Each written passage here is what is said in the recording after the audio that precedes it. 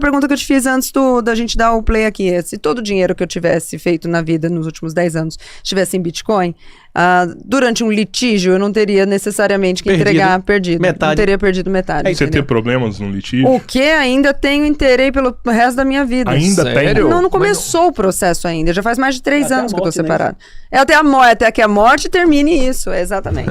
Não começou. A gente tá esperando a justiça fazer alguma coisa, não começou. Todo o patrimônio, todos os imóveis, tudo que a gente comprou, tá tudo parado. Então, você acha que se você tivesse Bitcoin nessa época, você teria problema tão mais assim? Feliz. Ele não separar de você? Você já pensou nisso? Não sei. Talvez. Não sei. Porque o Renato fala muito isso, né, Renato? Bitcoin muda a relação de homem e mulher.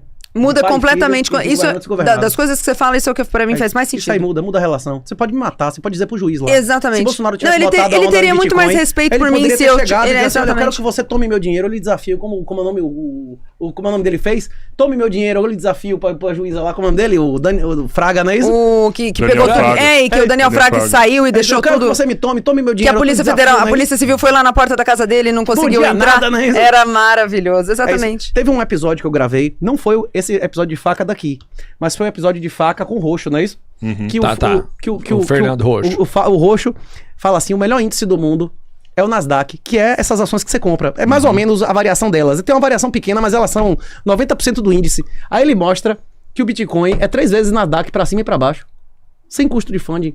Quem comprou Bitcoin nos últimos 5 anos teve o triplo do resultado pra cima e pra baixo do melhor índice do mundo, que é comprar isso aí, Magnificent Seven. A diferença é a seguinte, se você fizer trade disso, você tem que pagar imposto? Nada. Tem que pagar. Se você fizer trade, comprar e vender, você não, imposto. Se você comprar Bitcoin e manter o custódio... É que eu não faço trade, né? Eu não faço. Eu compro e deixo lá. Se você ficar comprando e vendendo, operando, você vai ter que pagar imposto. Se você comprar Bitcoin e guardar mesmo. Você tem 3 vezes mais resultado do que índice. Fora as taxas da corretora, né? Pois é, mas o FAQ e o Roxo ainda é contra o Bitcoin. Não, eles acham que vão ter a oportunidade de comprar Bitcoin barato. Sim.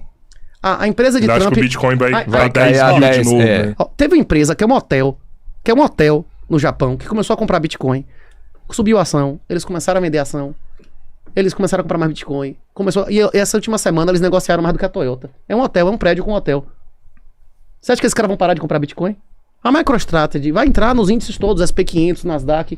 A empresa que teve mais resultado na Bolsa Brasileira esse ano foi a Cash 3, que é a empresa que compra Bitcoin, sobe o preço da ação, ele compra mais, vende mais ação, compra mais Bitcoin, e não consegue, porque ele sempre vale mais do que o Bitcoin que ele tem em caixa, porque as pessoas não querem pagar 300 conto no batismo Bitcoin, no Bitcoin Blackview, pra fazer autocustódia. O cara prefere pagar o dobro do preço pra deixar o Bitcoin na mão de outro. Mas, Renato, pra eles parece muito complicado. Pois é, mas é fácil como que é perder pro marido adúltero, para o filho bastardo, é muito fácil. Difícil é você ser salvo. A maioria prefere a porta estreita ou a porta larga, né? A porta larga, né? A maioria é escravo pela própria natureza ou livre pela própria natureza. Tava em Platão, Aristóteles, 400 anos antes de Jesus nascer. A maioria é escrava pela própria natureza. Agora, eu acredito que a maioria do seu público não são pessoas que amam o Estado. A maioria do seu público são pessoas que amam a liberdade, que querem ser mais do que elas são e que são poupadores líquidos e não devedores líquidos, não é isso? Sim. A gente tá falando pra maioria aqui, a gente tá falando pro cara que tá no Serasa, no SPC. É isso. A gente tá falando pras pessoas que são... A nobreza consiste exatamente na capacidade de renunciar ao presente pelo futuro. Você acha que tem algum marido ou alguma esposa que não tem vontade de fazer uma aventura? Todos têm. A questão é se você, tem noção de que se você fizer o que você quiser, você vai perder uma coisa. Exatamente. A preferência temporal. Inclusive, o Seyfedin, que foi o cara que popularizou essa ideia, faz carnívoro, acho que há 8 anos, né? O Seyfedin Ramos, ele defende que, inclusive com dados estatísticos e tudo mais, que a preferência temporal é mais determinante pro sucesso, a saúde, a felicidade de uma pessoa do que o próprio QI. É melhor você ter 30 pontos de QI a menos e se controlar do que você ser um gênio que come porcaria e usa droga, não é isso? Sim. Você tá falando da dieta, essa dieta interfere no QI, alguma coisa, de alguma forma? Nunca vi nenhum estudo a respeito. Não tem nada a ver, não, né? Rapaz, na idade adulta, eu duvido, sim. Mas na infância eu acho que a falta de proteína é determinante. Viu? Não, sim. O quê? E estudo sobre isso, a gente tem bastante, sim. A ausência de proteínas e certas gorduras no desenvolvimento, tanto na gravidez, quanto na primeira infância, rapaz... Essencial. Essencial. Mas você falou que no cognitivo, sim. No cognitivo, sim, porque na verdade um excesso de carboidrato, uma dieta com excesso de carboidratos tem um excesso de produção de insulina. E a insulina costuma deixar a gente letárgico. Por isso que depois de uma macarronada se sente com vontade de deitar e geralmente depois. Verdade. E depois de um prato de carne, você não tem necessariamente essa sensação de letargia. E quando a maioria dos estudos que são feitos com jejum mostram que jejuns a partir de 18 horas já são suficientes para aumentar a melhora da cognição, a melhora da acuidade, a melhora da rapidez do raciocínio. Até os sentidos, meu irmão. Todos os sentidos. Jejum total Fica ou 3 dias jejum pra de sem comer, mas às vezes Não, não jejum total, só com água.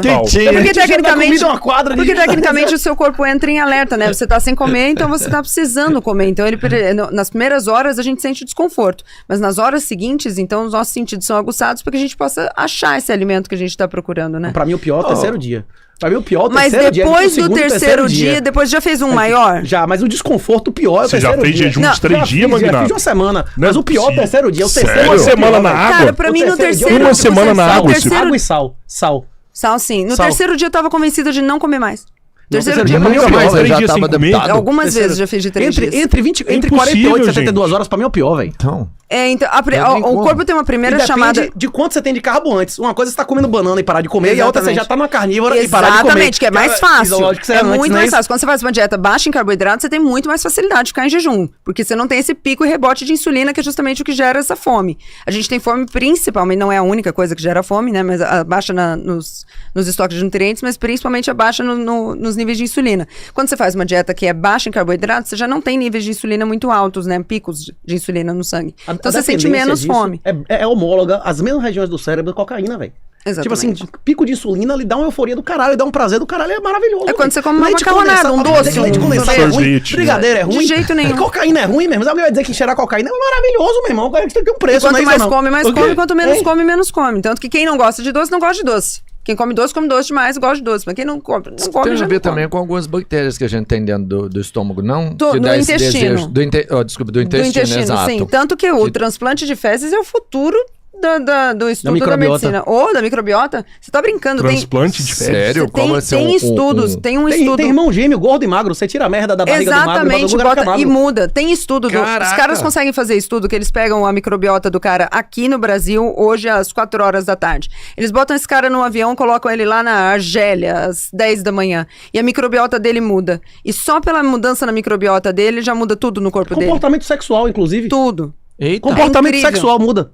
O comportamento sexual muda. Tem um livro, acho que é 20% humano, você já viu eu falar nesse livro? Não. Esse livro, inclusive, traz literatura ampla, dizendo que no mundo inteiro, historicamente, eles começaram a fazer estudo de DNA entre pai e filho do mesmo cemitério, do século 8, 7, 10, pra ver quantos % dos cornos tinha, quantos % era criado com o nome de outra pessoa, não é isso? Caraca, e historicamente, no mundo inteiro... faz um troço desse, né? Quem tá em casa e fala, já sei o que eu vou fazer. Não, porra, mas não é interessante saber se em cada época corre tudo, a porra toda, não é uma coisa...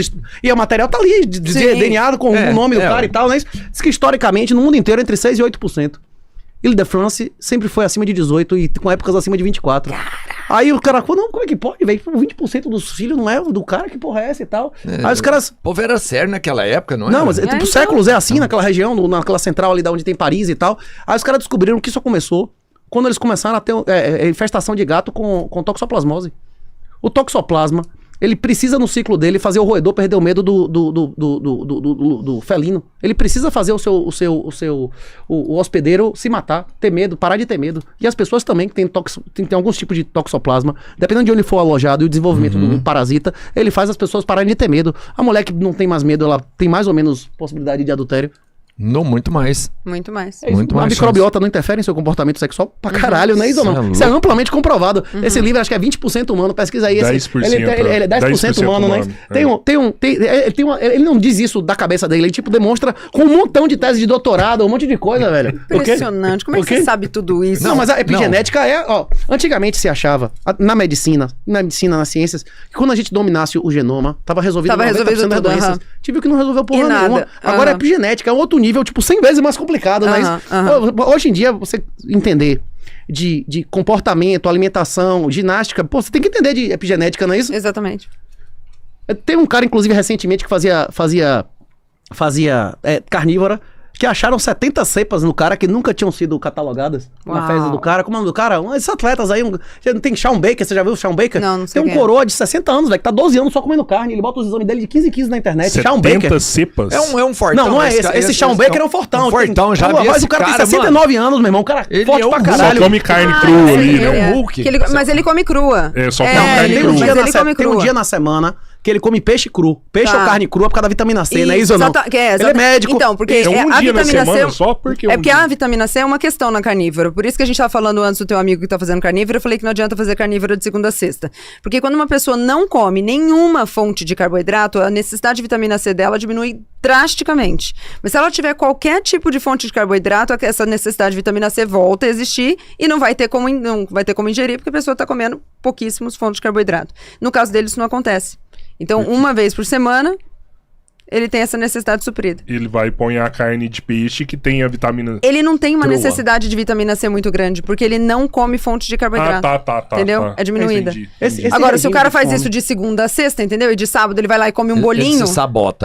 Aí ele vai dar errado, Aham, naturalmente. não funciona. Como toda dieta, né? A ideia é que a dieta seja feita Não, mas de o segunda a Miorim tá segunda. comendo só carne certinho e ele tá emagrecendo. Gente, eu tô Parabéns, Miorim. incrédulo com essa parada de vocês de ficar Esse- 3 dias de jejum. Ó, esse regime de 4 fome dias. que a E Lara é uma tava coisa que- mencionando... Desculpa interromper. Imagina. Esse regime de fome que a Lara tava mencionando, ele depende de um hormônio chamado grelina. Que Grelina ninguém e sabia leptina, os que dois. ninguém sabia que existia 20 anos atrás, meu irmão. Exatamente. Ninguém sabia que existia esse hormônio. Tipo assim, a humanidade só descobriu recentemente qual é o ciclo do hormônio que faz o cara sentir fome na hora que ele, Não, que ele e tem a vontade de grelina- comer, que ele tem costume de comer. E a grelina não é tá uma coisa ligada ao psicológica. mindset, O pra quê? você ter uma ideia. Como Os caras assim? conduziram um estudo faz pouco tempo. Olha que interessante que foi isso. Eles pegaram uma turma e deram... Porque a grelina é um dos hormônios que te notifica que você tá com fome ou não, da sua saciedade.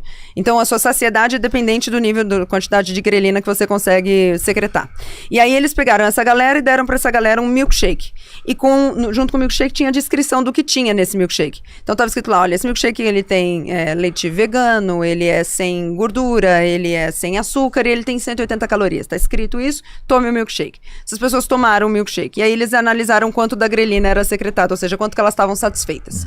Aí, no outro dia, eles pegavam essa mesma galera, dava pra eles um outro milkshake escrito, olha, esse aqui é com gordura, com açúcar, com caramelo, e esse aqui tem 680 calorias. E essas pessoas tomavam, e aí eles viram que a secreção de grelina nessas pessoas mostrava que eles estavam muito mais satisfeitos. Só que, pasme, nenhum dos dois era aquele milkshake que estava descrito. Era a mesma. Os dois eram a mesma coisa, os dois tinham 300 calorias, mas a reação da secreção da grelina para as pessoas foram diferentes, porque elas pensaram que era aquilo. Então não é um hormônio que é só manipulável pelo que você come ou não, mas ele é manipulável pelo que você tá vê, pensando pelo que você está ali. pensando. E é por isso que o assunto total é que a gente chama mentalidade de mindset de um nome chique para poder ficar melhor, né? Mas essa mentalidade é um negócio tão importante, porque ela é capaz de modificar a secreção de hormônios no seu corpo.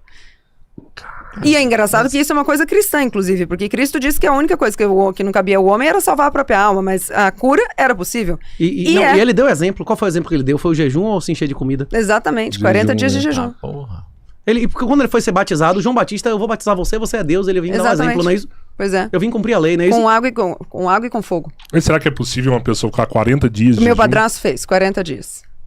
só com água? Não, mas só? Não, aí ele fazia caldo de ossos junto, porque a partir de até 3 dias, só água, a gente tá tranquilo.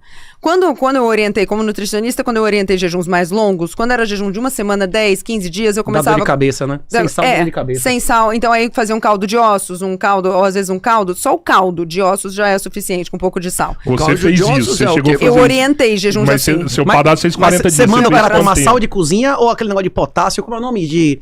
Cremor tártaro, que às vezes o cara manda, né? Que tem Sal, potássio sal, e tal. Sei, Negócio de- sei. Você bota aquelas proporções? Não, eu fazia caldo de ossos Esse com já sal tem normal. tudo, né? Já tem Não tudo. precisa gastar dinheiro com precisa nem ser do específico. Himalaia Caldo nem de nada. ossos Caldo normal. de ossos Eu normal. que é um tutano ali, um É, pedaço osso de mesmo, osso osso, pescoço de galinha deixa e osso cozinhar de... Exatamente, até- deixa Fogo cozinhar, baixo, horas, passar a soltar tudo. Muitas horas, deixa ali 8, 12 Sua horas casa ficar com cozinhando. cheiro de galinha e tal. Exatamente. Só que todas as pessoas que eu orientei pra isso, elas faziam com um propósito. Nunca era emagrecer. Então eu orientei um Mas yogini. emagrece demais. Muito. Meu padrasto, na época, perdeu o quê? 20 e poucos quilos em 40 dias. Mas não dá um efeito sanfona, a hora que ele volta, ele engorda tudo. Não necessariamente, olha que interessante, um dos estudos mais legais que tem sobre jejum, jejum foi de um cara que fez um jejum de 388 dias. Não, esse cara 382, desculpa. Esse estudo, escuta interessante. Esse estudo sempre esteve na gaveta do meu consultório, porque quando eu falava de jejum para um paciente, ele falava era impossível, eu tirava esse estudo e mostrava para ele. Então, como que foi? Os caras começaram a conduzir o estudo e ia ser só 5 dias. O cara era obeso. E aí eles iam conduzir por 5 dias e iam ver como que esse cara se comportava. Só que no 5º dia esse cara tava tão bem que ele falou, não, vamos estender mais. E aí vamos estender mais 15 dias e mais 30 dias. Então, a partir do 5º dia, eles faziam suprimentos de micronutrientes. Então, macronutrientes são carboidrato, proteína e gordura. Micronutrientes são as vitaminas e os minerais. A partir do 5º dia, eles começaram a fazer a suplementação de vitaminas e minerais. Mas o cara não comia. Seguia vida normal. Vida Vamos normal. Barbieri, não é isso? Exatamente. Barbieri. Esse cara tomava chá e café. Exatamente, só. Então, Ele ficou... A gente tá falando do efeito sanfona, o cara morreu né? com quase 70 anos. Ele ficou 382 dias em jejum. Qualquer pessoa pode pesquisar esse estudo agora. E aí, quando ele voltou a comer, eles disseram, bom, agora vamos ver o efeito sanfona, né? Porque antes ele pesava... Puta, eu vou errar, mas ele... quase 200 quilos. Era quase 200 quilos. Perdeu mais do que ficou.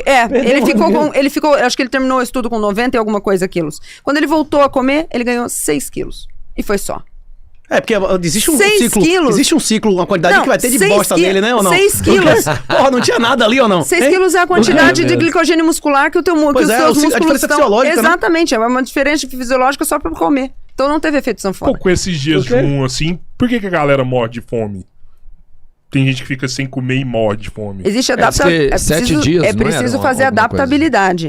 E tem pessoas que morrem de jejum por inatividade física. Se você não se alimentar e não fizer atividade física, você morre mais rápido do que você fazer atividade física. E fora que a maioria das pessoas que morrem no jejum morre por alguma doença oportunista. Alguma coisa que aconteceu em adjacência ao jejum. Que mata você cardíaco, porque você diminuiu a atividade física e tem um desequilíbrio hormonal. Você não tá no seu ciclo normal de hormônio catabólico e anabólico. Se você não fizer atividade física, você morre mais rápido. Não, e fora que se você tiver um fígado comprometido, por exemplo, e fizer jejum, você pode morrer. E a reintrodução, acho que o que mata mais é a reintrodução. A reintrodução alimentar mata mais. É o que mata mais. E desequilíbrio eletrolítico. Você Depois fazer jejum e não consumir os sais corretos. Se chega no hospital uma pessoa que tá sem comer há 30 dias, eles não dão comida pra ela. Eles dão primeiro uma parenteral, depois uma enteral, primeiro sais. Exatamente. Porque senão a pessoa morre. Caraca, não tem os pressupostos parecidos? Mas não precisa ir no extremo. Não precisa ir no extremo de 30 dias, 3 dias. Uma prática de jejum de 16 horas, 3 vezes por semana já é benéfica para os estudos que começam a falar. Os estudos começam a falar em benefícios a partir de 16 horas. Então, 16 horas... 3 vezes por semana você tem que fazer. É no máximo, para começar a ver resultado. É pular uma refeição. É você almoçar, não janta hoje e amanhã tomar café da manhã. Que tipo de resultado que eu vou ver? Você vai ver a perda de peso, você vai ver o emagrecimento, o aumento da cuidade, o aumento da atenção, aumento da redução de doença autoimune, né? Redução de doença autoimune, aumento da longevidade. Eu tava vendo alguma coisa sobre dietas. A diminuição da resistência à insulina. Todos os indicadores inflamatórios. Todos os indicadores inflamatórios, hepatotóxicos. Que a partir de 50 anos, as pessoas devem ter só uma refeição por dia? A longevidade tá intimamente relacionada a jejum. Sobre isso. A testo cai. Uma? A partir do terceiro, quarto dia. A partir do terceiro, quarto dia, sua testo vai cair pra caralho. Agora, na hora que você reintroduzir a alimentação, vai dar um pico maior do que era antes. Exato. Então, o ideal, a perda de peso, então, o ideal depois de 50 anos é alimentar e mais, então. Não, mas vem cá, você quer...